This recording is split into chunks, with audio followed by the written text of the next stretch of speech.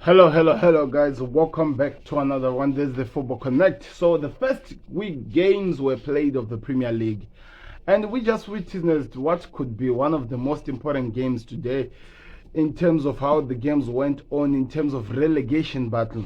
Because I felt like it was more deciding what's going to be happening in the relegation battle.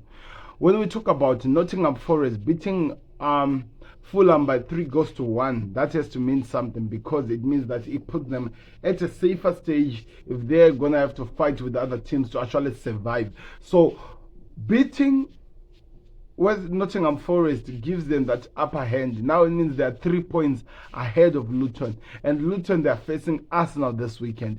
So that is not going to be an easy game. But they're already out of the relegation zone when we talk about Nottingham Forest, which now puts so much pressure on Luton if they want to survive. So many people are already calling it that it's already clear Luton are going out of the Premier League. But I don't think it's going to be that easy. As much as it looks like it's that easy, I don't think it will be that easy. There will be some changes that happens. But I think it's that exciting time, that exciting moment where we are not really sure how this season will look like, where things will go like, but they are shaping up to be exciting now. They are shaping up to give us an exciting ending to the Premier League. So I want to know your thoughts in the comment section. What are you expecting, and where do you think Luton still has an upper hand? Because for them it means that 8 games are left, and if 8 games are left and this is how it's looking like, it becomes peak. I'm telling you, it becomes scary.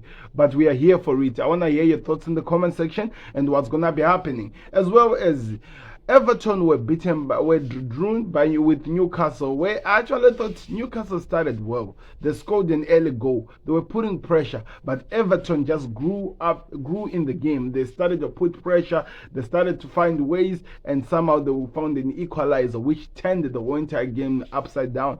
I did not really continue the whole entire game, but I know that this is an important point for Everton, especially if the rumored sanctions are gonna still come of the financial fair play.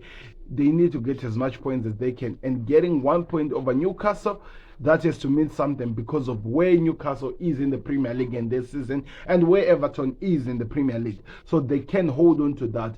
Burnley now, on the other hand, drawing to Wolves at their home ground, that will be a problem because they needed to keep putting the pressure. They needed to start winning games.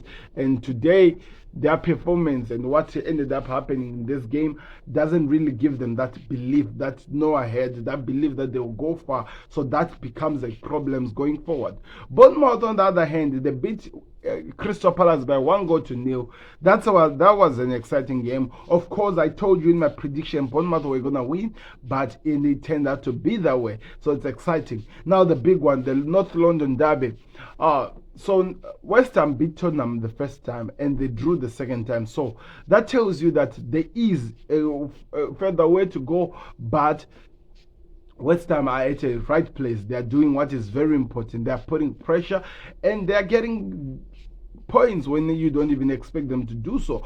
And it's exciting how to see the players like Kudus enjoying, because one thing that I can tell you is unpredictable. In some points, in some cases, it reminds me of a Sadio Mane, the way he moves, but he has a lot of skills. He moves, he's uncontrollable. You cannot keep him in one place, and that's what makes it even more exciting. And I think is enjoying. And if we're gonna talk about the miss of the season, we'll talk about Antonio, the last chance he had to actually hurt Tottenham Hotspurs one-on-one with Vicario. Somehow he decided to target the keeper's hands. Of all the places you could target, the keeper's hands. He had passed the Van der Ven, he had done everything, but somehow he could not score.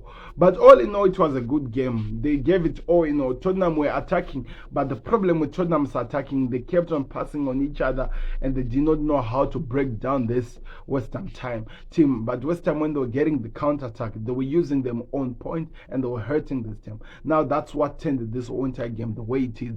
But I want to know your thoughts in the comment section. How did you see the game? Did you enjoy the way it was played, and what are you expecting to see going forward? There are games that are coming to this today, and I'm excited about what's going to be happening. But I want you to do me a favor right now. Click that like button, subscribe to the connect, and let me know who was your man of the match and who was your player of the day in the games which were played. And by the way, who got the better points? Unlike other than Nottingham Forest? Who got the better points in these games that were played today? Let me know in the comment section. I'm out. Peace. Subscribe to the Connect.